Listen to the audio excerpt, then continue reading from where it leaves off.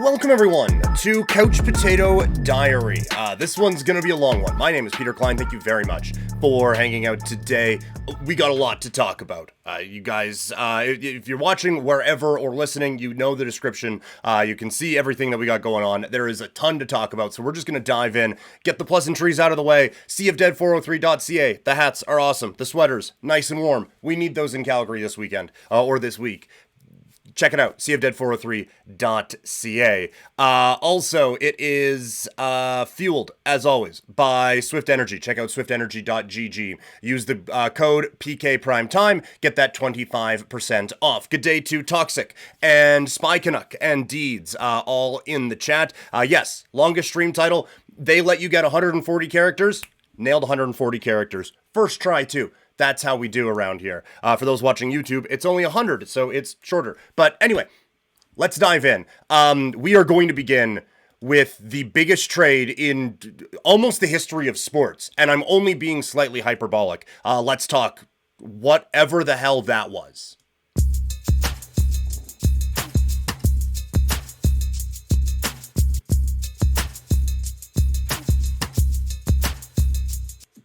So, Luka Doncic is on his way to the Los Angeles Lakers in a 3-team trade that the Utah Jazz are hilariously involved in, and history will forget that very soon. But Anthony Davis goes to the Dallas Mavericks. Luka Doncic now plays in the sport's biggest team with the sport's biggest star. I can't wrap my head around it. Toxic in the chat, I still don't think the trade is real. And no, like, it is... You look at, like, the reaction when Shams tweets it out, and everyone's like, okay, well, the account got hacked. And it's obviously hacked because there isn't, like, pick swaps, and this is what you would come up with where it's kind of like oh, ha, ha, ha, ha, ha, isn't that funny? And my initial, how I saw it, mentioned it on Thursday, I believe it was. It's my wife's birthday today, so happy birthday, wife.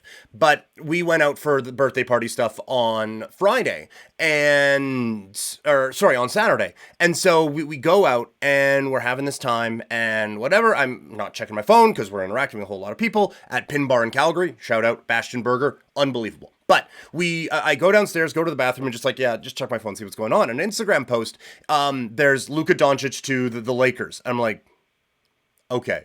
The algorithm I didn't realize was showing me LakerFan23's Instagram account. But then you see it's a Fox one, I think it was, or whoever it was. It was a verified account. And I was like, okay, well, maybe we're doing like a silly trades thing, and I missed that I was there before. No, that's a post. And so I went on Instagram, or I went on X, and it's like, wait a minute, this happened. This is a thing? This happened? I couldn't believe it. No part of me thought that it was a fake. And honestly, thought that it was real, sorry. And honestly, until I started typing out the notes today, I hadn't even thought about the basketball part of it yet. Like okay, well, how is this going to work on the floor? Because you're just thinking like contextually about like some of the biggest trades that have ever happened, and none of them are involving a 25-year-old who just carried his team to the finals and seems to be in his peak physical condition, or not peak physical condition, which we'll get to, but in the peak of his prime, and he now gets to go play on the team with the biggest player in the world.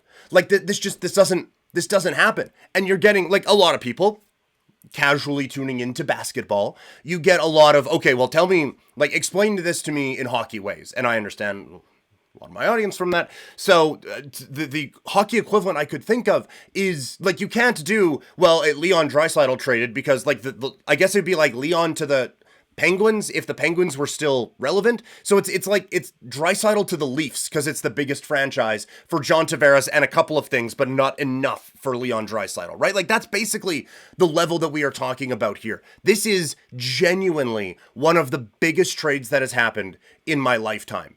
Like, it's Gretzky traded.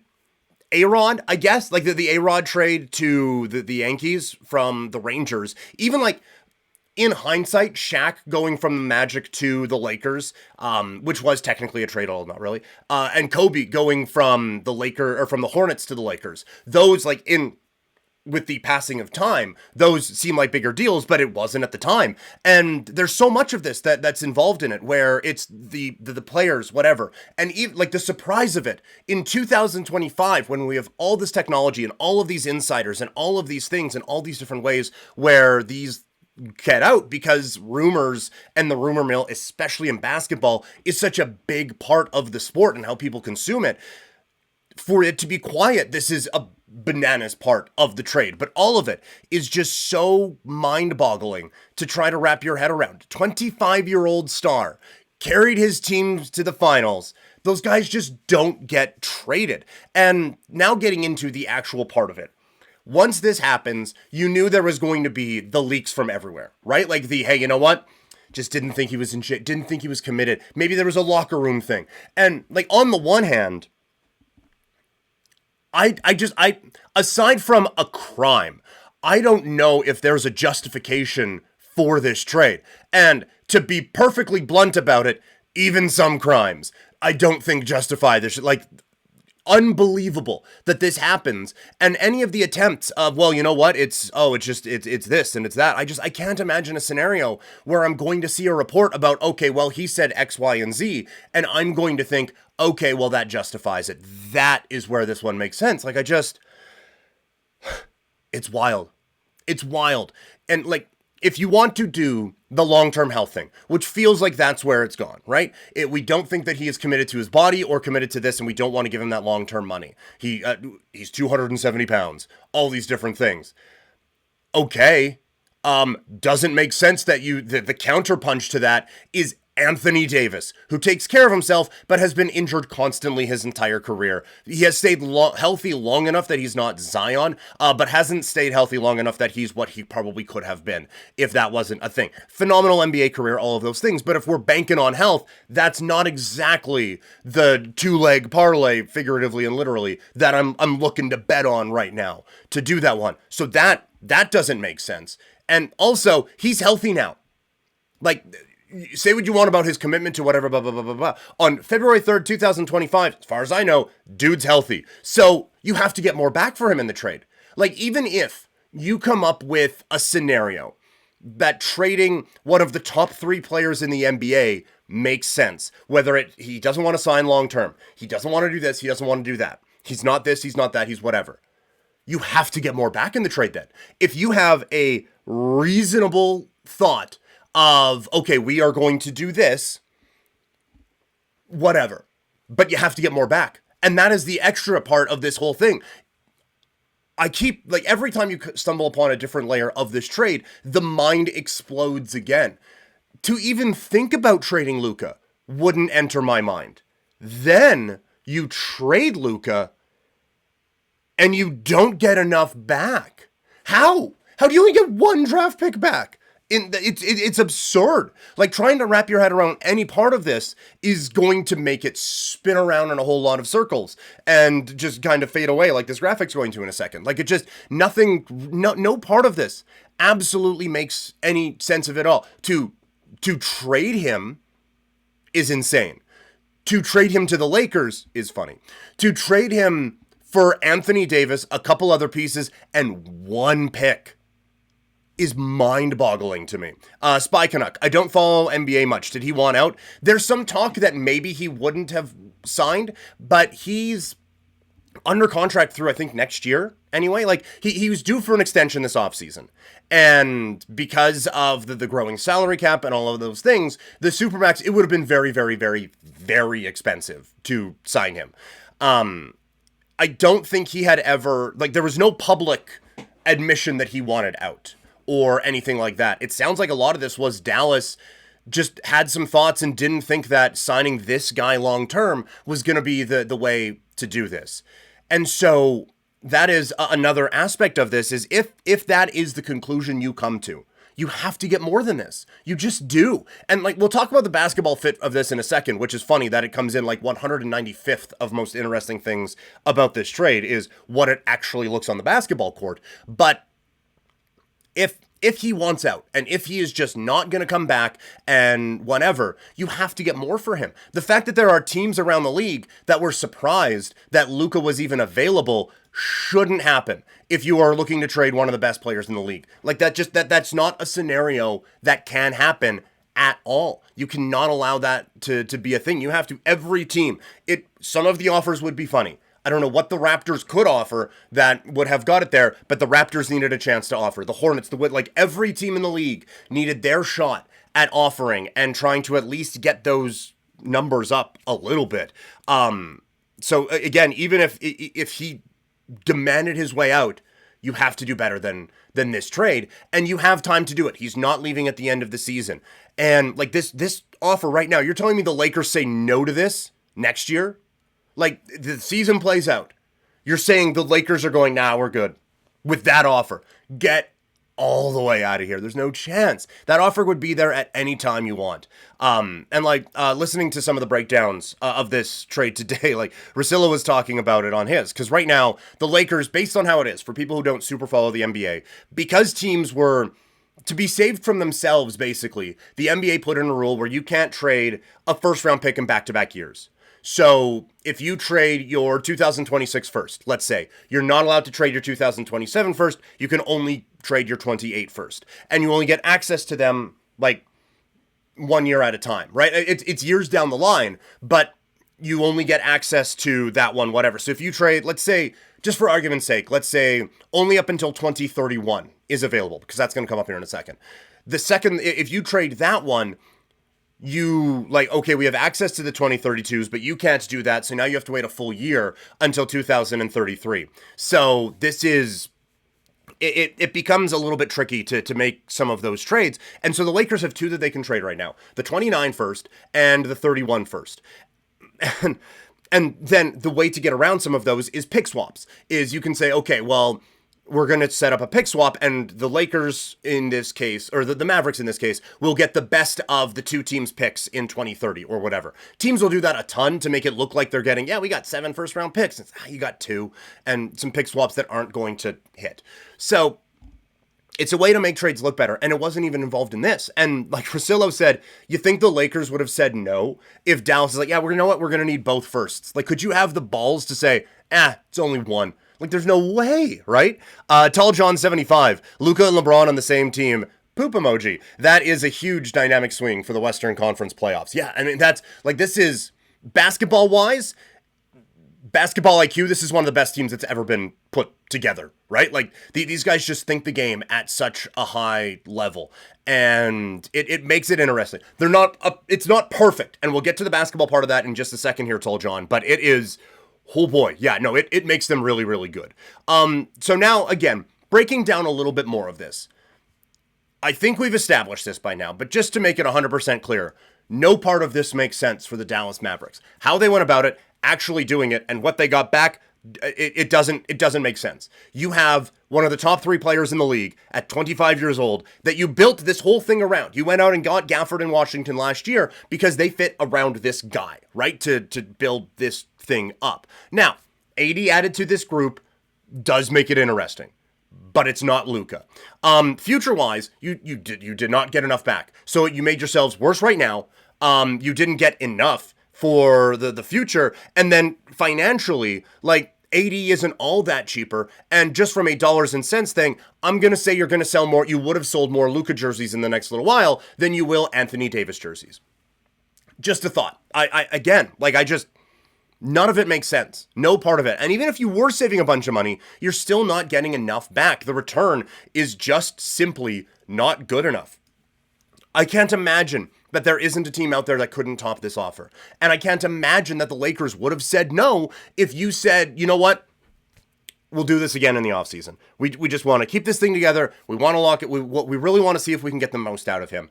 And if we still think things are trending that way, then the day that the offseason starts, he's yours. And we're going to make that deal. There's no way the Lakers are saying no to any of this, right? Like, I can't. And back on the Dallas front and back on some of the excuses, like you know what? We don't think that commitment's there. Then you figure out how to get him committed.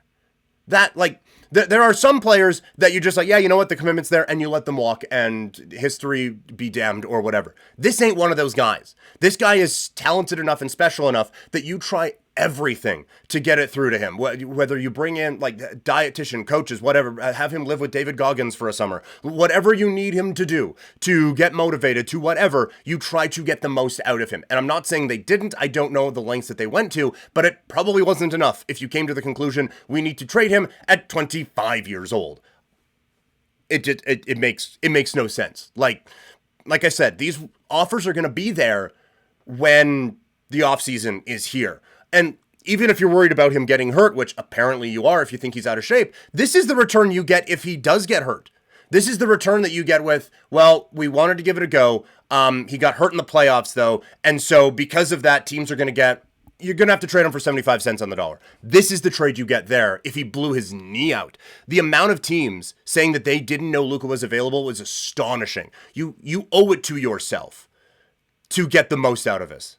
Someone had promiscuous photos of Luka. I mean, like, maybe there was some kind of a thing that we don't know. The documentaries on this are going to be wild for all of it, right? Checking in on what this means now for the Lakers. It's insane. They looked stuck, right? Like, go back to a couple of years where they win the title, and then they let a lot of the key pieces of that championship run go, and their big move to try to fix it was to bring in Russell Westbrook. And that was kind of the last little bit of the assets that they had. And now I have said before, they did a good job of recovering off of that. Couple of trades that they made, couple of moves that they made to bring some guys in and round things out a little bit around LeBron and AD, made them good enough that they weren't going to bottom out. And with those guys, you hope that whatever, right? Like they gave the Nuggets the best run of any team in that championship run for Denver a couple of years ago. That's kind of the moral victories that you want, is that we have LeBron, AD, and a few guys around them, and if the bracket breaks our way and a couple of guys get hurt along the way, then maybe we can 2022 Warriors this thing up and get an opportunity. But they felt stuck. Now, they have one of the best players in the league who is just starting his prime, was in the most recent NBA Finals, thanks only, uniquely, and specifically to his talents and his talents alone. And you got him for I'm not going to say barely anything, because AD's an all-star, but you got him for like 50 cents on the dollar. It's an interesting switch away from AD, but to be able to get this is nuts. Like, AD and LeBron, there's a lot going on there, right? Like the same agency and all that stuff. And so when the big trade was happening to bring in Anthony Davis, it was, I'm only going to one spot, and if anyone else trades for me, I'm not going to sign there. And so they forced their way to the Lakers. And now for them to just be like, yeah, fuck it, man, don't care, you're out, is nuts. It's crazy. And so even if you're going to move Anthony Davis, from a Lakers standpoint, if that's the case, then you have probably 4 trade chips right now that are worth anything. It's 80, it's Reeves, it's the 29 first, it's the 31 first. You got to keep 2 of those things and get the 3rd best player in the world. At worst, the 3rd best player in the world. Guy with at least a path to 1st best player in the world, and for like a decade. You know, like if it just clicks, if it just works for him, if he goes to LA and gets that Mamba mentality, then he's the best player in the league, and it's probably for a decade, maybe even 15 years. Like, he's 25 years old. He's doing he's dominating the league to a certain extent while being out of shape, while having these concerns, while not defending worth a lick. He's doing all these things, and he's still one of the top players in the league. If you can get that out of him, then look at this, off you go. And another thing they brought up on the Simmons podcast is this could be the inciting incident that gets that out of him, right? Like, we have seen some pretty dramatic go fuck yourself seasons before, right? Like Brady after Deflategate. If you go and watch the decision team with LeBron and the Heat, the Heatles, I guess, when they would play their old teams like Cleveland and Toronto, they went in and beat those teams by like 60. Like, they just had some otherworldly, like, yeah, we're the bad guys, and we're going to come in here and we're going to whoop you. They had some amazing seasons. Luka can top all that. If he's just like, oh, you guys don't think I can do it? Watch me. Then he can just take over the whole league, and it's crazy. So the fact that the Lakers didn't have to give up a whole lot and get a whole lot is nuts. And it is, I'm only going to address this for a couple of minutes. it is so good for the Lakers that I can see where people are getting conspiratorial about it and wondering if the NBA got involved. That's how crazy this trade is that enough of it makes sense that if you are someone who can believe those sorts of things, like that birds are spying on us and all of that stuff, if that's where your brain can go, then this one just two-handed shoves you in that direction, right? You get one of the best first of all, ratings are down. Ratings are down. You get an elite top 3 player in his prime going to your biggest market with your biggest star that you are shoehorning into a lot of different spots. Like, that has been the criticism, is that we're not getting enough of Luka and SGA and all of these guys on our TVs. And so they're like, well, we don't really want to put Dallas on TV more, although Dallas is a fine market, which is a little bit where the string kind of unravels on it a little bit. But we want to get Luka more on television, but we don't really want to put the Mavericks on TV more because they're around 10th right now. And you know what? He's going to the Lakers. It's like, well, how are we going to? Well, because there's just enough in there that you could, like, well, you have to give them something. Like, otherwise it's going to look ridiculous. So there's enough in there that Dallas can say, hey, we got ID and from a basketball, blah, blah, blah, blah, blah, blah. But it's not so much that it's going to cripple the Lakers. And so they're now a very good basketball team and on in prime time another 35 times probably this season, even though there's probably only like 20 games left. I don't think it's fixed. I genuinely don't think that the league or any leagues really operate in that way. I'm sure there are some biases somewhere for some of the stuff, but I just, it's so crazy that part of you thinks it has to be something along those lines, right? Tall John, this is wild. Trading your franchise player. This is an NBA version of like the Patrick Waugh-esque trade, but less years in career for Luka. Yeah, that's fair. Like, Waugh was a bit more established, and as it turns out, had a few good years left, but not like 10 the way that Luka has, right? LeBron definitely has his fingers on this. I am very interested at LeBron's involvement in this whole thing because he and AD are supposed to be close, but I mean, you have a chance to get one of the 3 best players in the world. You do that, right? So very interested in LeBron's involvement, and I understand that we're probably talking a bit more conspiracy on that, Big John or Tall John, sorry, but yeah, you can certainly see that for sure. Now to the basketball part of all of this. It's nuts. Like Tall John said before, like, good luck rest of the Western Conference. You have like 2 of the best basketball IQ guys on your team now at the same time. It takes so much of a load off of LeBron James that he should be able to rest a little bit more, and hopefully that helps his defense out a little bit. The one concern you would have from a basketball standpoint is that if LeBron's defensive issues now are more about, well, he's 40 than an effort thing, then defensively this team is actually quite bad. Because Luka, that's not his bag. And LeBron, it has been his bag for about 20 years, but at this point, it's not. So you do have a bit of a concern that, like, defensively, it may not be great. Maybe LeBron, because he's not going to be asked to carry such a load, is going to be able to step things up a little bit more defensively. The issue, as it has always been, is, will LeBron allow Luka to take more responsibility on? Right? Because that's always been, well, I mean, we'll just whatever. We'll get... There was that bit where Darvin Ham was playing LeBron James like exactly 30 minutes a night, right? And LeBron was losing his fucking mind over it, but they're trying to keep him healthy. And he's like, no, that's not how I do this. Well, now you have, like, the best guy with the ball in his hands in the NBA, one of them. And, like, if I'm picking who I want the ball to be in the hands of more on this team, it's Luka. LeBron has never been in a situation like that before. They tried it in Miami a little bit, but eventually it just became, this is LeBron's team, so you just get it and you just go. That's not how this is going to be. And so there is a, like, path where this just goes shit south real quick. Like LeBron and Luka, there's only one basketball, and how do they balance that whole thing off? But the perfect version of this is LeBron defers to Luka a lot. They're both still involved. They're both incredible offensive players, and they take that and just dominate with it. LeBron is able to stay healthier longer into the postseason, and now this team can make a run. He's a little bit better defensively, and so that tightens up an area of weakness of this team, and now they're a superpower again. Like, that's where this thing can go from a Lakers standpoint. And I think that is probably the more likely outcome. I don't think that LeBron at this point, while whatever we may think of the ego of LeBron James. I don't think at this point he allows this team to go south just because I wanted the ball more when you have one of the best players on the league on your team. So that'll be an interesting kind of balancing act to see what you do with that. And then also, they still have that 31 pick that can make them make a move for a bit of a rim protector and just all of a sudden really figure this thing out. So looking at it now, I do kind of like how all of this being so, I don't like how we got there, all these things. But Dallas' setup actually kind of interestingly, if you'll just give me a moment, I did write these down. So like you look at what they can roll out there from a starting lineup, where you have Kyrie, Clay, PJ, AD, and Gafford.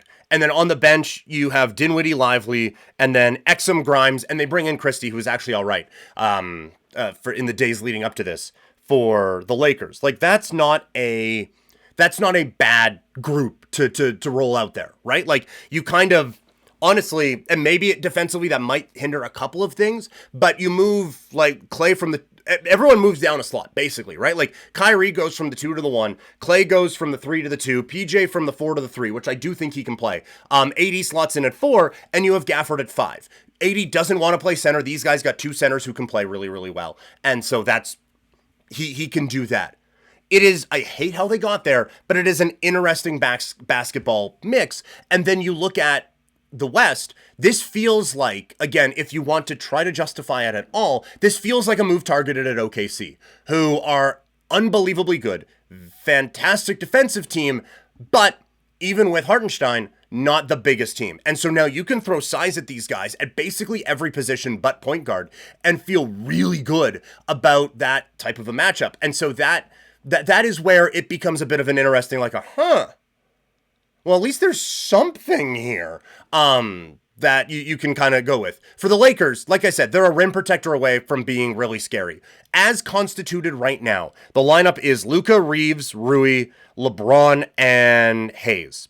So, one of these things is not like the other. And then on the bench, you go Finney-Smith Connect. You can go Vanderbilt, Milton, and Vincent. So again, they have some sneaky, not bad depth. Luka and Reeves and LeBron as a unit out there is just absurd and whatever. But again, defensively, it's not ideal. But there are rim protectors who are out there. There are bigs who are out there. I don't know if Valanciunas is the one that maybe you would want necessarily, but there are big rim protector guys out there that you can get, and you still have a couple of trade chips if you're the Lakers that you can go out and actually make that happen. If they get that, I don't know if I wouldn't favor them against every team in the West, but basically, it's OKC. I still believe in Denver. So, but even then, now your depth is better than Denver's is, right? And you have some interesting things you can throw at, Jokic with. So, it gets interesting anyway.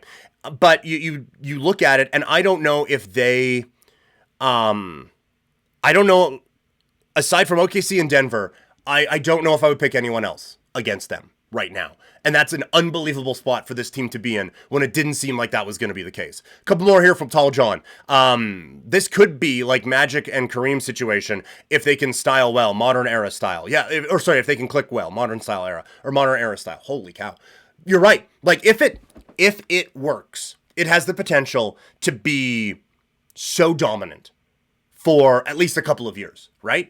Like if it works to the best of its ability, then you can put fucking Bronny out there if you want. It's not gonna matter. These guys are gonna be unstoppable. And then or Mamba and Shaq, same deal. Lakers get Rodman out of retirement just for a playoff run.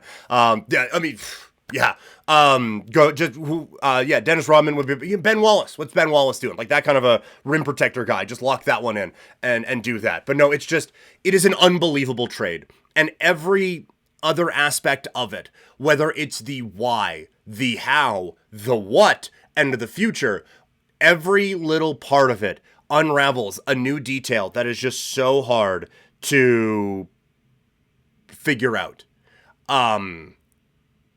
It's nuts. It's crazy. And I think it does have just league shakeup ramifications for the next little while. The interesting part of this is that teams have a few days to try to figure out what the counterpunch is. Like, what is the next aspect of this? What's the next domino to fall in it? Well, we did have another very big trade in the NBA that in 99% of seasons would be one of the biggest trades of the year.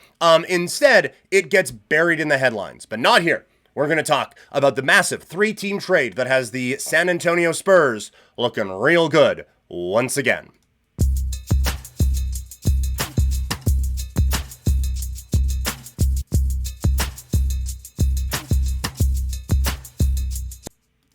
In most seasons, a 3-team trade involving the Bulls, Kings, and Spurs with De'Aaron Fox, Zach LaVine, and a whole lot of picks being shuffled around would be one of the biggest trades of the season. Instead, it is now and forever referred to as that other trade. But let's break it down. I think there are some really interesting parts in this whole thing. It's not the other one we talked about, but it's still a very interesting trade for all three sides for obviously different reasons. Let's start with the San Antonio Spurs. They get their all-star to play with Wemby. It's going to be a very fascinating fit with Wembanyama, who's obviously taken a step. And so credit the Spurs for understanding this guy is everything we thought he could be. And we owe it to him, our fans, ourselves, to see what we can get out of this guy as quickly as possible. And so, like, De'Aaron Fox, I don't know if you were to go around and say, hey, who gets the most out of his teammates? If that's the number one answer. But like he and Sabonis at least worked well enough together that they were able to put on a pretty good run out in Sacramento. And so if he can find the best version of himself and be able to get just even another level out of Wemby or just maximize what you have in him now, then this is a home run trade for the San Antonio Spurs. The other interesting part of this is that they give up a couple of pieces, right? But they're not pieces that you looked at as the core reason why they were having any success that they were having, nor did you view those pieces as core things to think about in the future either. Like they were kind of the expendable pieces in this whole thing, to be perfectly blunt. There's a couple, like it's not, they didn't give up nothing to bring in De'Aaron Fox, but they still have a lot of bullets in the chamber if they want to go with it, or they got a really good basketball team now. And so Fox, I think it is twofold. I think one, he has the playmaking ability and the talent that he can add a few different notches to Wemby's game and be able to maximize a lot of the different skills with Wemby. He also can take some of the pressure off of him in that, A, when they're on the floor together, you have to pay attention to another player now, and B, you can put Fox out there for a few minutes with just him in the bench and feel okay about what you're going to be doing, at least offensively. So I think that getting another star in there works so well for the Spurs. It is a fit, I think. It's not perfect, but it is as close to perfect as you can get at a time like this. And it is a long-term fit as well. And so you don't sacrifice anything now, and you put yourself in a really good spot long-term. The Kings get a haul out of this thing. Like losing Fox does kind of sting a little bit. And this year has been a bit of a step back for this group, because it's felt like they get to that game 7 against the Spurs and they don't really get it. And you think like, okay, you know what? There's enough young pieces with this team that you can see there's going to be something in the future. And it hasn't really clicked. They fire the coach this year. It's just not working. And so the obvious thing is, okay, Fox is gone. Let's see what we can do now. How can we maximize this? And to spin it and be able to recover and get Zach LaVine, I think is really good. I think it's an interesting fit basketball-wise. It's a lot of scoring out there with him, DeMar, and Sabonis. And it's the reason I like the fit is the same reason I like them going out and getting DeMar. Like they tried to stagger the Fox Sabonis minutes as much as they could when it was just those two. But now you have 3 guys. I would say, I don't know if I can run DeMar and the bench and feel great about it. But I do think that for a stretch, I can do that with LaVine. And I know I can do that with Sabonis. But I can also basically have 2 of these guys on the floor at any different point. And now it's so hard to defend these guys when everything is working. Defensively, it's not perfect. But I do think that it is from a basketball standpoint, if you're going to lose Fox, bringing in LaVine for this season, free agent, but for this season, try to get the most out of this, where the West does feel a little bit more open, at least at the bottom. Like the top got substantially harder to deal with. And you are making one of the other teams that you're battling with a little bit better. But there are also a lot of teams that all of a sudden you go on a run and, hey, look at that, we're fifth. Like, that's what the West is this year, and that's where Sacramento can find their way into. So I do think that it puts them in a pretty good spot. They are going to be another team where there is only one ball.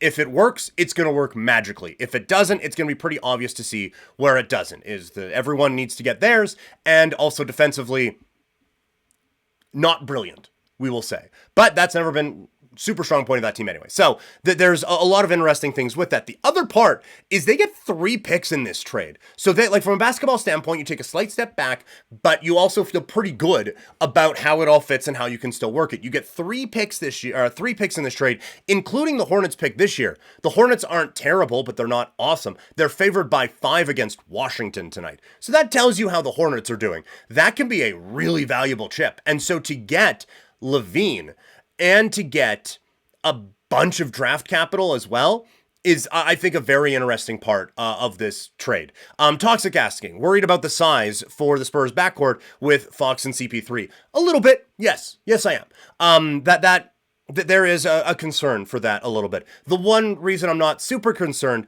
is that if you do get past those guys and get to the rim, I have an alien defending the rim. So, like, he can, if we need to, he can contest the point guard. He can figure that out. Maybe that is putting a little bit too much on him when I just said the key is Fox can take some of the pressure off of Wemby. But I think that if you do have a bit of a vulnerability there, Wembanyama can basically be how people would use like Dikembe Mutombo or Yao Ming in NBA Street or NBA Jam. You just stand him at the rim and just swat shit away all the time. That can basically be him. He can basically play goalie at the rim. And I understand there's a goaltending rule. The guy's good enough that he can catch them before they come on the way down.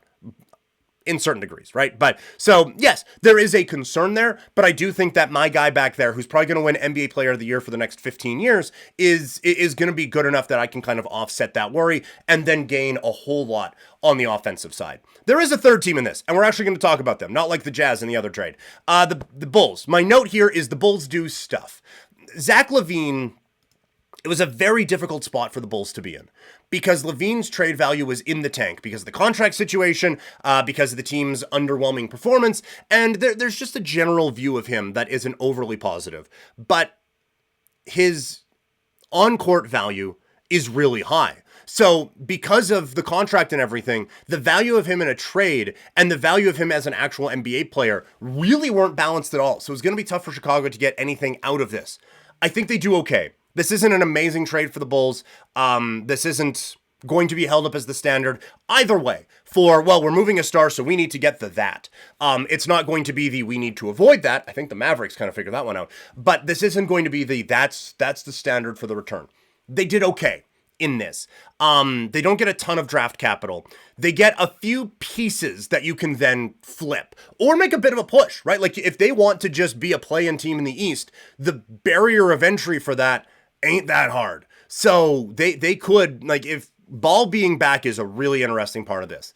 With Ball, Huerter, said that weird, Collins and Vooch, you had something. Again, not a great something. A something that if you get through the play-in, you get the bejesus beaten out of you by either Cleveland, New York, or Boston, whoever you play in the first round. They just do unspeakable harms to your team. But you at least get there. If that is the goal of the Bulls, which for some reason it always seems to be now, then they can do that. But I do think that there is a world where the LaVine trade tree eventually yields the fruit that you want it to from a Chicago standpoint, and they can actually piece a few things together. So this one, it's the Natasha Bedingfield, I think it was. The rest is still unwritten. That's what this trade is for them. There's more pieces to go with that for the Bulls than what we see right now. But like I said, Ball coming back makes this an interesting team. They have a long way to go to be anything that even remotely resembles good.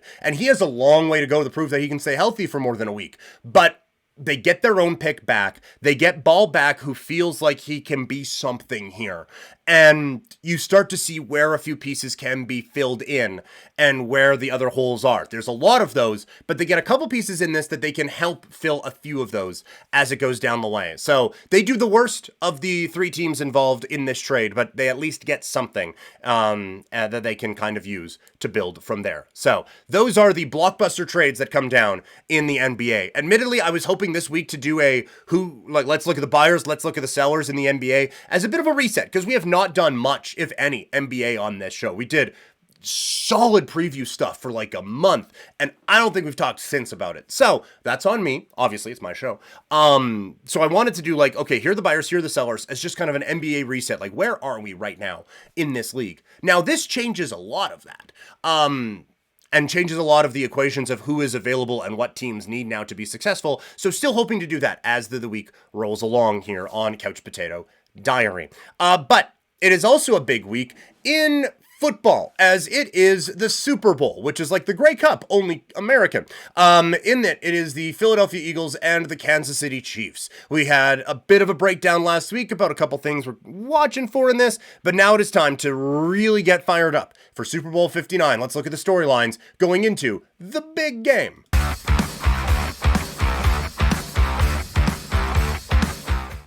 Super Bowl 59 is here. It is a familiar story of the Kansas City Chiefs looking at a run at history, taking on the Philadelphia Eagles. A lot to watch for in this particular championship game in the NFL. Just a quick note. I'm talking to a few people in the lead up to this week. Again, at a social gathering over the weekend.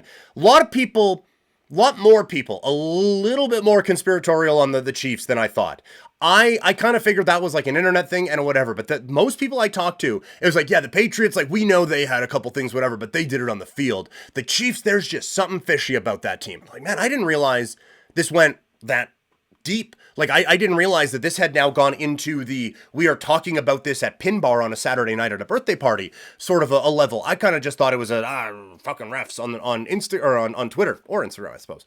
So that surprised me a little bit that so many people are that in the weeds on there's something fucked up going on around this thing. I don't believe that. I think that there is phenomenal play calling, phenomenal adjusting, phenomenal coaching, and one of the most talented quarterbacks I've ever seen in my life playing in this for this team. And so that's going to lead to a lot of success. And yes, some calls go their way, but a few don't as well. And we all just seem to conveniently forget about them. So about this game now. For the Chiefs, the biggest story in it is it's a chance for history. No team has ever three-peated. They have this unbelievable run that even if they lose this weekend, we're talking about dynasty, right? This is the Chiefs era that we are all living in. They have had a couple banana peels that they have slipped on, one in a conference championship against the Bengals, right? Was it Cup? Either way, they stumble against the Bengals. They lose because all of their offensive linemen are hurt against the Tampa Bay Buccaneers. Also, they had a guy go offside in a crucial moment that allowed the Patriots to beat them in a conference championship game several years ago. But other than that, this has been just an unprecedented level of dominance in a way that we haven't really seen before. Because toxic, yes, we are. We are going to be talking about the Jays getting Scherzer here in just a little bit. But we haven't seen a team be so underwhelming in the regular season and then be so unstoppable, both in the regular season and in the postseason, right? So many of their wins this year felt like flukes, and so many of their wins this year felt lucky that it was tough to really buy into them. And they're doing it a lot with defense, and the offense isn't quite what we thought it would be. And then they go out and for the first time all season put up 30 in the AFC Championship game. And so because it's football, it's tough to really make that work. Baseball becomes a different sport with how it's managed in the postseason. Hockey, because of the physicality and the intense nature of it, and because you're playing a 7-game series, same with basketball, it feels like a different sport. Football, the only reason it feels like a different sport is because we're getting the best playing each other and the stakes are kind of high.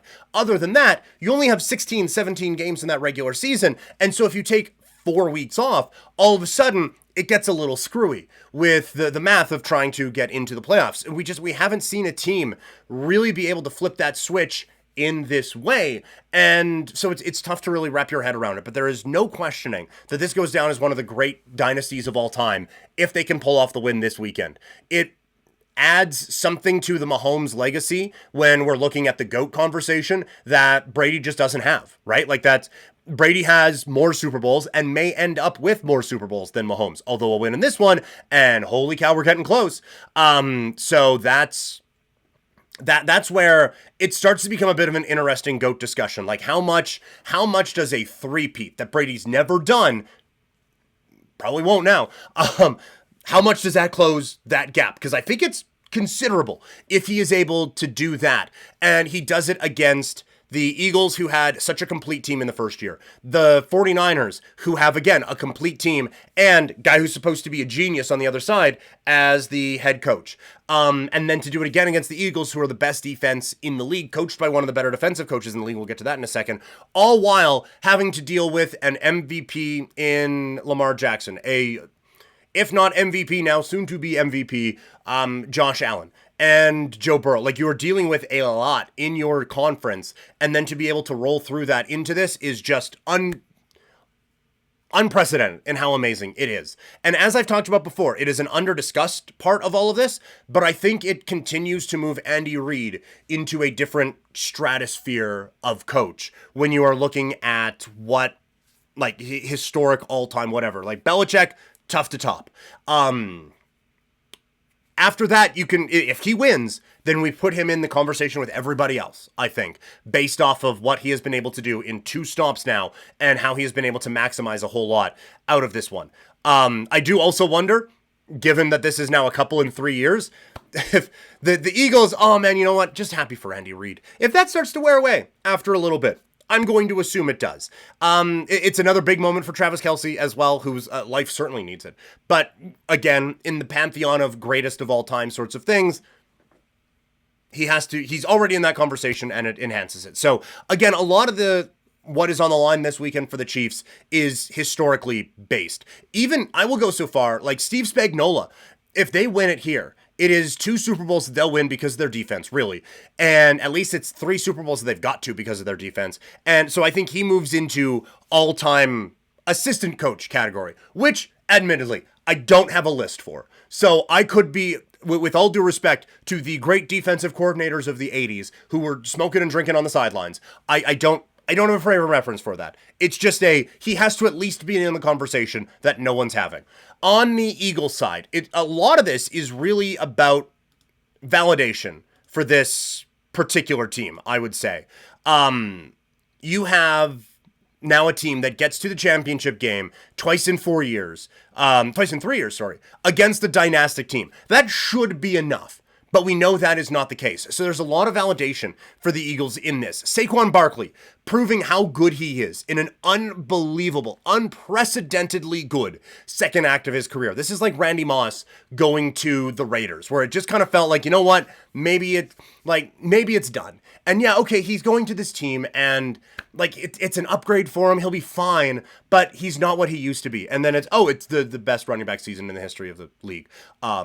Wow. So that would be like, it's a lot of validation for him, who was fighting this franchise tag thing for a long time, now gets his opportunity and has literally ran with it. It also, I think, really becomes an interesting inflection point for team building in the NFL when you have a team who is winning the Super Bowl and their best player is a running back. Because that's been the thing forever, right? It was going into that last free agency. It's okay, well, look at the teams who have won championships and look at who their running backs are. Saquon Barkley, it doesn't erase the other math, but it at least changes the equation a little bit. And so Ashton Genty and every free agent running back pulling for the Eagles this weekend, baby, to make the running back position not one that every team just punts aside. Jalen Hurts, there's a lot of validation that he is going to require. A lot of people talking about him, how he is basically Jimmy Garoppolo, just riding the coattails to get to this point. He is better than that. I have been down on him this year and for the last couple of years, honestly, and there are some questions about if he is actually that guy, but he has been good enough to not screw it up. And aside from this year, a lot of the success they have is in fact because of him.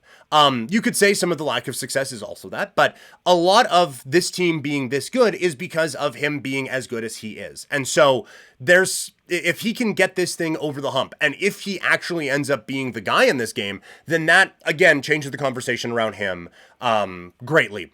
Nick Sirianni.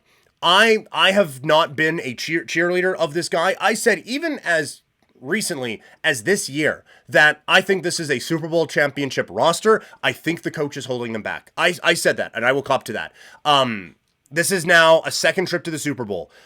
I think a lot of that probably stops already with him getting here, but now if they win, that stops it even more and really changes, again, the conversation around that guy. And the last one, because we're talking about assistants and coordinators and stuff today, Vic Fangio. It was a disaster in Miami last year. And there was, okay, maybe this guy's just lost it. Maybe he just doesn't have it anymore. Well, now he comes to Philadelphia, completely turns the defense around, and has this as the best defense in the league. So there's already been nice little retribution for the defensive coordinator for the Eagles. And if they win this game, then this defense, we're not talking about them like the 85 Bears, the Ravens, or any of those teams like that, but they move into another category of all-time defenses. As far as the game goes, I think the big story to watch on Sunday is Saquon Barkley. If the Chiefs can limit him at all, and again, the disrespect of Hurts, but if they can make Hurts be the one who beats them, then they're in a very, very good spot.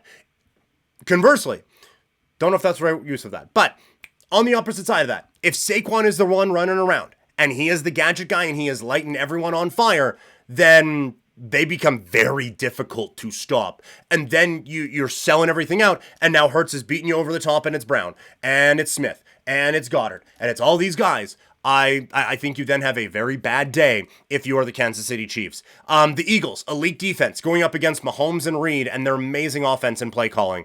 They hadn't looked good all year, but again, with the lights brightest in that AFC Championship game, they had their best offensive game of the season.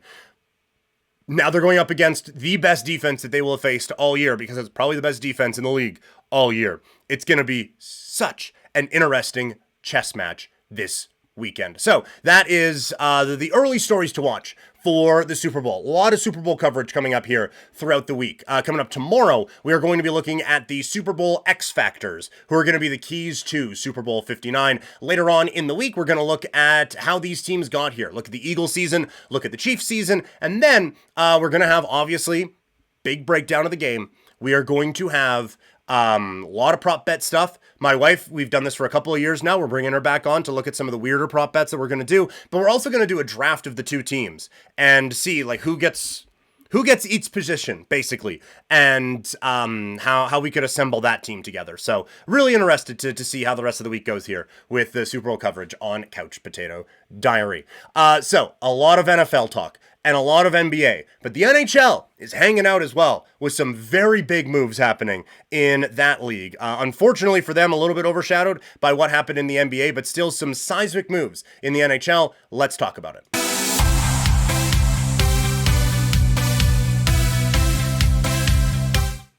So, Canucks fans, how are we doing today? Because that was not an ideal weekend for this team. The Vancouver Canucks trade JT Miller. They get a few things back, not enough things back, but they used one of those things to go out and get Marcus Pettersson. The problem is, the thing that they used was the most valuable thing that they got back, and it makes the whole thing look like a disaster. Why does it look like a disaster, you say? Well, that's simple, Internet, because it is a disaster.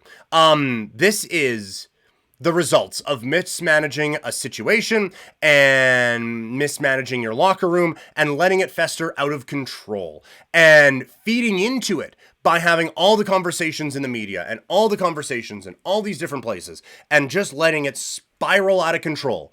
You can't do that. You simply cannot do that. The Canucks mishandled this entire situation. And so when we were looking at, okay, well, they got the best they could get out of the JT Miller thing. They got the best they could get and made the best out of a situation that was entirely their own doing. So that is why I'm not like, okay, well, Vancouver got the best that they can get. So let's walk through this slow build of a crescendo of awfulness from the Vancouver Canucks. Because of this whole situation, JT Miller's value got lower and lower and lower, so you don't get enough for him. It ended up being the classic addition by subtraction, and maybe just getting him out of town is enough that it makes it worth it to make this particular trade, which I guess you got to that point where it had to be done. They didn't get enough for him. Even with the value being that low, I don't know if they got enough for him. And then the Rantanen trade really threw that off. I will say, like, Filip Chytil is an interesting player. And if it was just this move, like I said, if it was just this move, I don't think it's enough. And I think it's a loss for the Canucks. But I do think that just getting Miller out of town is enough. I want that guy nowhere near my team. I know a lot of people are picking sides, and a lot that I'm seeing on X, maybe it's just the louder voices, but a lot that I'm seeing aren't necessarily on the one I'm on, where I want Pettersson long term, not JT Miller. That is the wagon I'm gonna hitch to. And so like that is where you can kind of whatever. And you see that trade, it's not great, but Chytil is interesting, at least. I think that he is a good player, and I think he is going to progress to be a quite good player. The problem is, he's not good enough right now to fill the void of Miller at his peak, and this team's looking to compete now.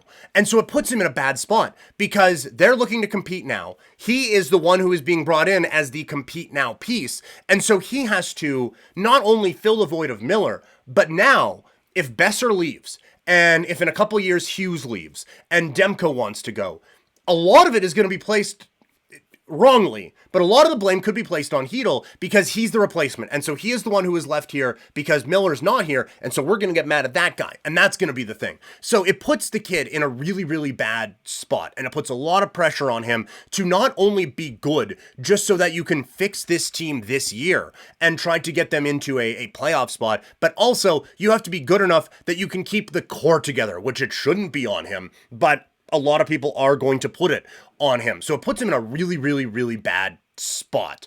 Again, the only win here was going to be just separating from the major headache and hope that it gets everyone in a good spot moving forward. And then they get the first. And you were seeing people tweeting like, hey, it's not great.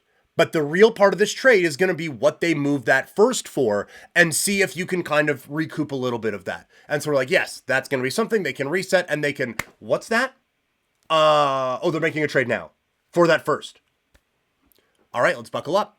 And it's Marcus Pettersson, which is just not enough. That is the part of this that ends up being the absolute 100% killer for me in this whole deal and toxic. The JT Miller trade makes the Flame trade with Philly look even better. I do have a thought on that. We'll get to the Flames part in all of this in a little bit, but, like it is, you get the extra first in the Miller deal, and that's where a lot of that value is. And so now this is part of the trade tree that you are getting. And Marcus Pettersson, it's a wild overpay in my estimation. Pettersson doesn't put up a ton of points, and his possession numbers are at best, right? Like if he is above 50% possession, it is just. And if he is below 50% possession, it is just. Like he is just kind of hovering in all of those spots. And so like there is a value to him. For sure there is. He is a fine player. And a lot of what I'm saying in this whole little rant here is going to make it seem like I think he sucks. I don't think he sucks. I just don't think that if I'm the Canucks, I am using one of the... I came into a trade chip here. I am now using one of those trade chips to lock into that guy. Like that using that piece, I think had to be one of the last bullets you had in the chamber. And to fire it on that shot just seems like a mistake to me. And so now, to compound it, we're talking about, from the sounds of it, a major extension for him as well. And the Canucks love nothing more than to make one mistake, three mistakes very, very quickly with contracts that they hand out. So I think you are really, and I understand the city I'm talking from, Calgary, you're really locking yourself into mid with this type of a move. Like I think if you were going to move Miller, fine. You have to get that back, or you have to get something back for that.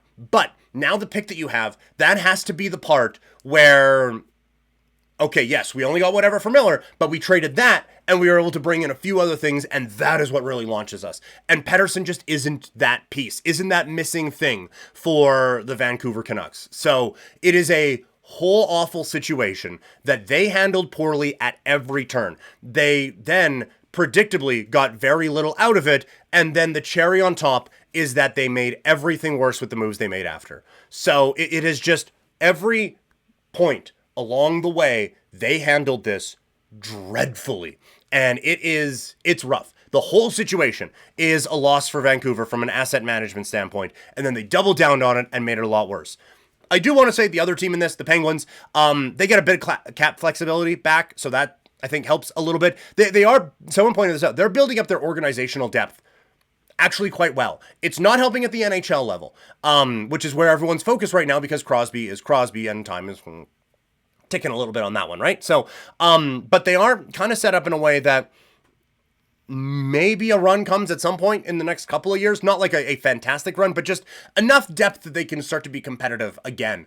But they to get a first out of that situation and a few other pieces is quite impressive, actually. So good on them for what they were able to do with that one. Not the only trade involving a Western Conference team in the last little while. As was asked before, will you talk about the Calgary Flames trade? Let's talk about what the Flames did earlier in the week as they acquire a couple of interesting pieces for their future.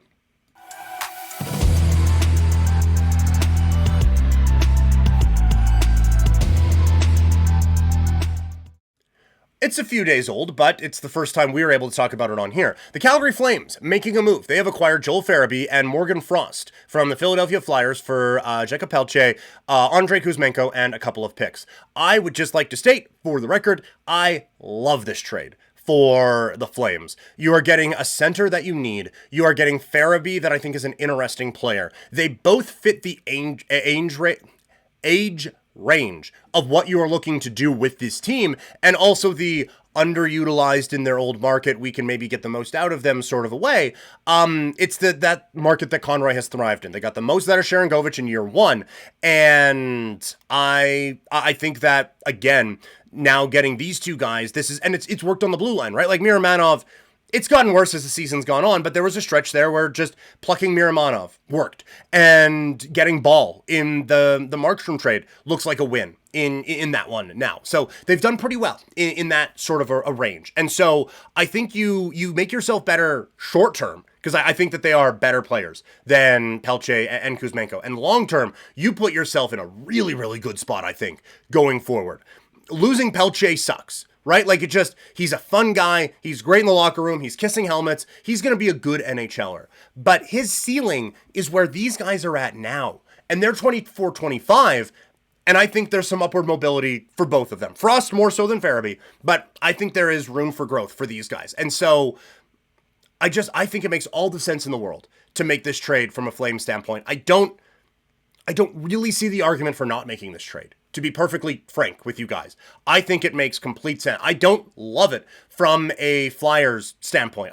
Like for the Flyers, you are just kind of hoping that these guys haven't fit in the roles that they have, so let's put different guys in the roles and maybe that will fit. And Kuzmenko speaks the same language as Michkov, and they were in the same city once, so yay. That part of it has been like they have a connection. It's been overblown a little bit, but there is still a bit of a connection there for sure. And so you're hoping you get that, and you get a couple picks for a couple guys who weren't fitting on your roster. So I guess I understand it from a Flyer standpoint, but just from a talent standpoint, the Flames get this one and it works. And so I think the Flames did well for now and for in the future. In the immediate, like now, Deeds messaging in the chat. Frost looked good last night and Farabee got better as the night went on. I would agree with both of those. Nice to see Frost getting on the board right away. He and Sharangovich working pretty well together. I think there's a lot of intrigue there.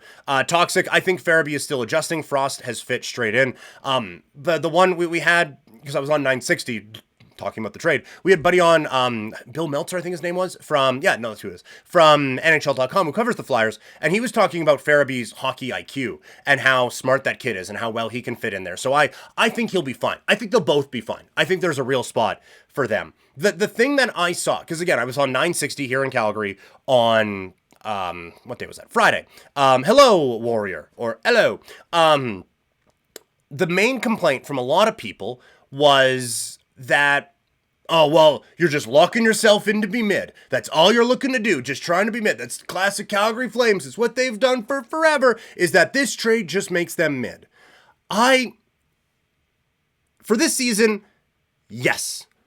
I will say yes. There is some midness to all of this.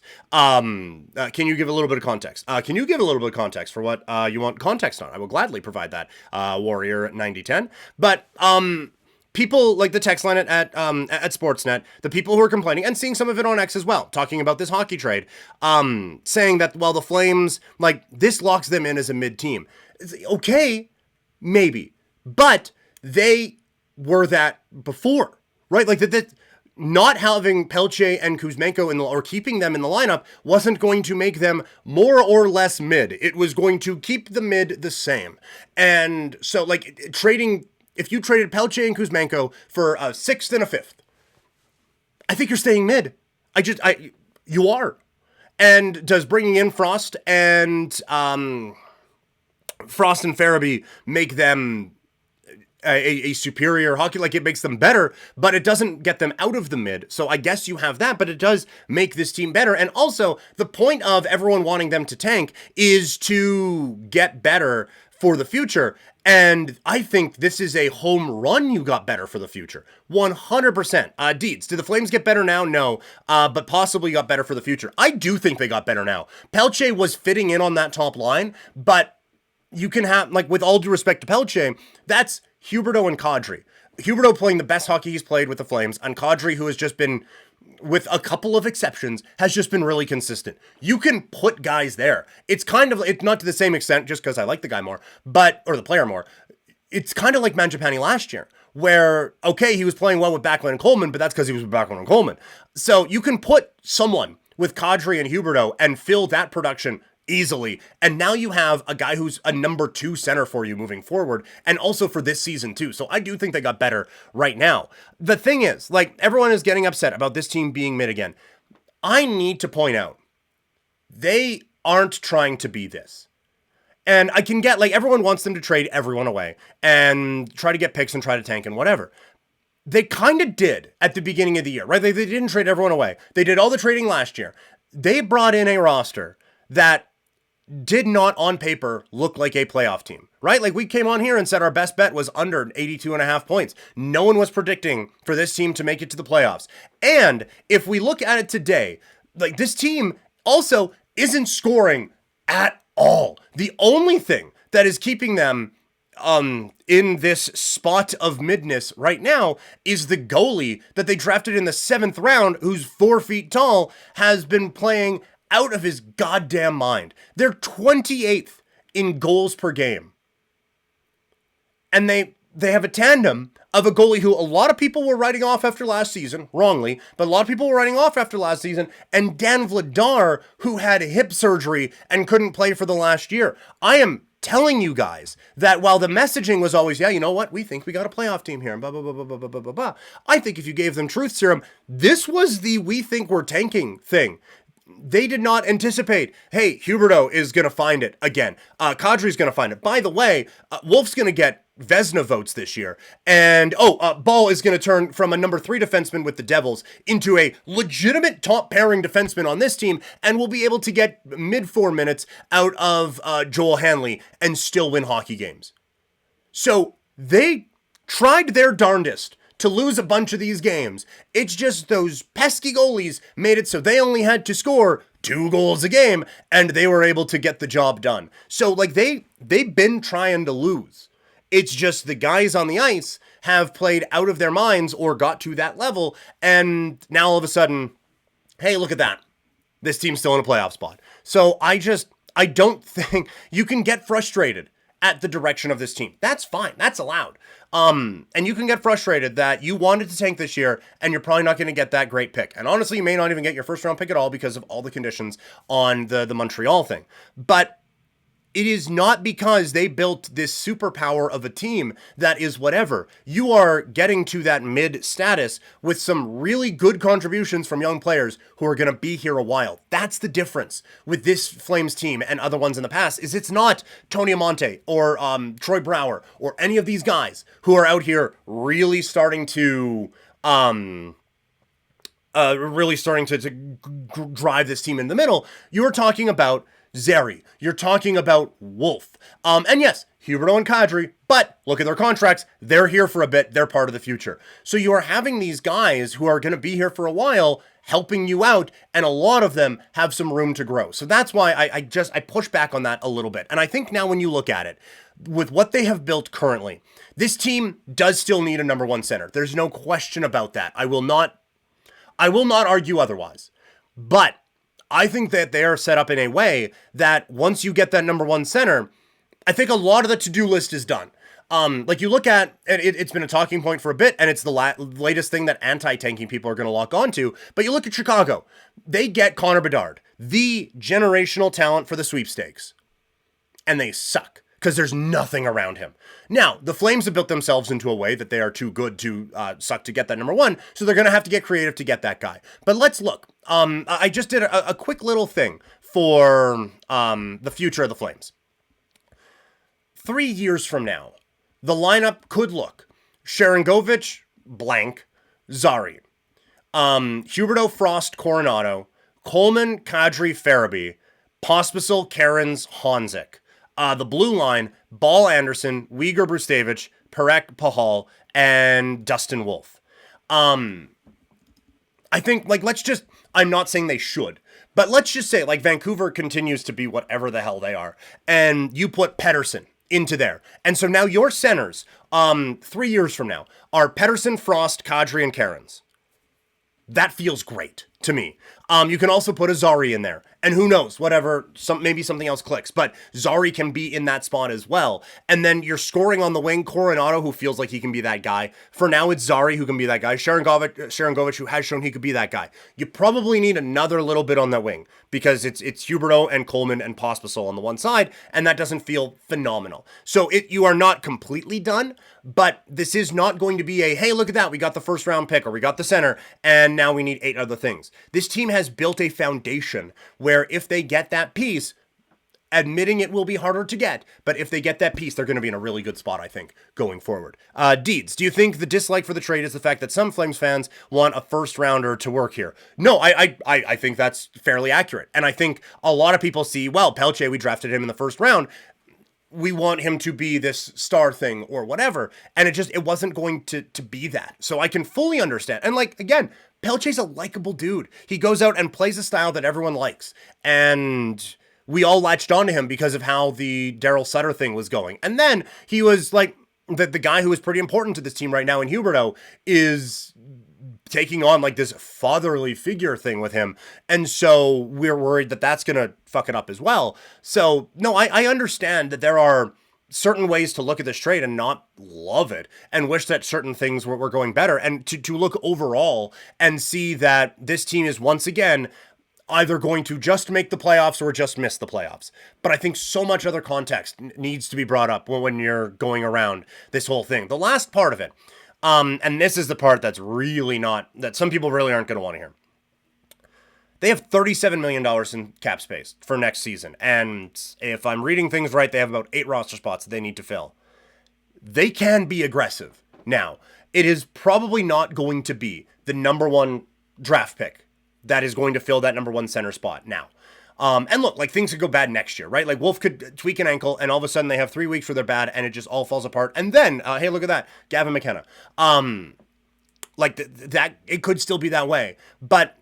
And there isn't a real number 1 in free agency this year, but they can go out now. And because of the cap space they have, because they still have a lot of draft capital, which is another good part of this, they didn't even give up a first round pick in this thing. To come out of this, still with all of your firsts and just moving on an extra second feels amazing. So they have a lot of cap space and a lot of draft capital that they can use if they want to bring in a guy here. And so if they want to just say, fuck it, man, we're going for it. And you know what, Marner, and we're trading for this, and we're doing blah, blah, blah. You know, they can do that, and they're actually set up in an okay spot for it. Again, I don't think that's what it would be, and I'm not saying that the Flames are a Mitch Marner away from making it. I'm just saying if that's the way they decide to do it, they're actually in a decent spot to be able to do that. The one last part of it, and it was brought up in the chat here a little bit ago. I just want to find it here real quick. The JT Miller trade makes the Flames trade with Philly even better.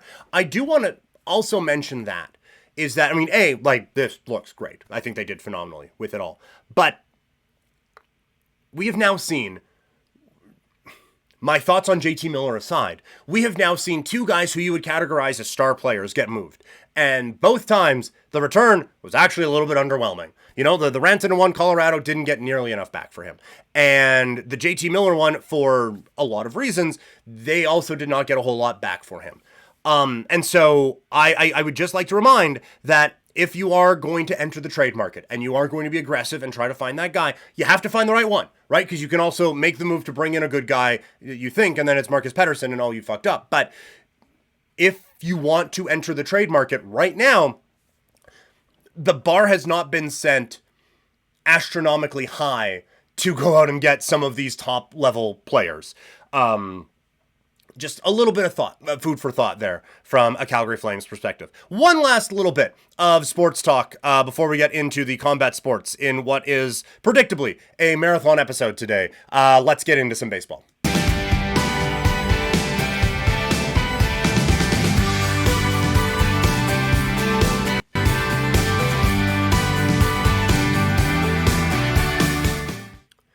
The Toronto Blue Jays are now a free agent destination. The Jays have acquired Max Scherzer, this one coming down last week. Just want to give a couple thoughts on it. I love this move for Toronto.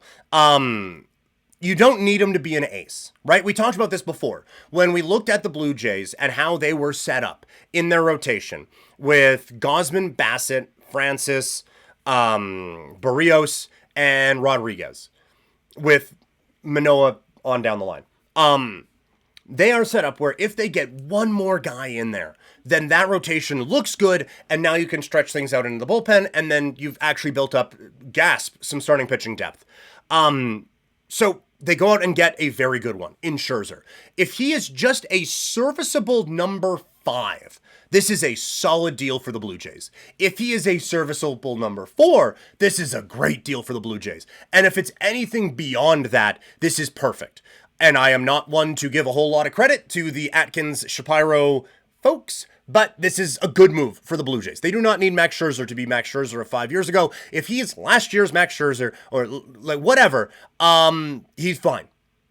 That's all you need. And honestly, and we're thinking along down the line now, if this team makes the playoffs, Scherzer might be your ace, or not your ace, sorry. He might be your closer. Right? Like you can put him in the 7th, 8th inning if he's not going to be your starter, and you can have him be that dog that goes out there and shuts things down playoffs-wise. But I just think he is the exact type of a pitcher that this team needed. They got the top 2 guys, Barrios and Gausman. It's weird that I've forgotten either of them now in both of these conversations. But you have the top 2 guys. And now you have Francis, who was really good last year, and there may be some sustainability issues with that. But he really good last year, so there's something there. Bassett just keeps eating up innings, and he was actually really strong for the Jays last year. You just don't remember it because nothing about the Jays season was positive last year. And you have Rodriguez, who has shown some flashes, but we don't really know where he fits right now. If you can just bring in one guy, then everyone slots into their role just fine, and it looks a whole lot better now from a Blue Jays standpoint. So yeah, this is the starter that the Blue Jays needed, and is a very, very smart move from this front office. The Toronto Blue Jays, a free agent destination, as long as that player is not Japanese. Fair, yeah. Well, we need to work on that a little bit, Deeds, with what the Jays are doing in that part of the free agent market. But they still need another big bat, I think, to make this a successful offseason for the Blue Jays. Getting Santander at least helps, right? Like he is better than what they had, and so that makes them a better baseball team. And they have addressed the bullpen in a way where I still think they need another guy, but I'm willing to admit that maybe they're probably done and maybe they don't actually. But I still think if you want to compete with the Yankees, with the Orioles, honestly, even the Red Sox, another big bat in there needs to come.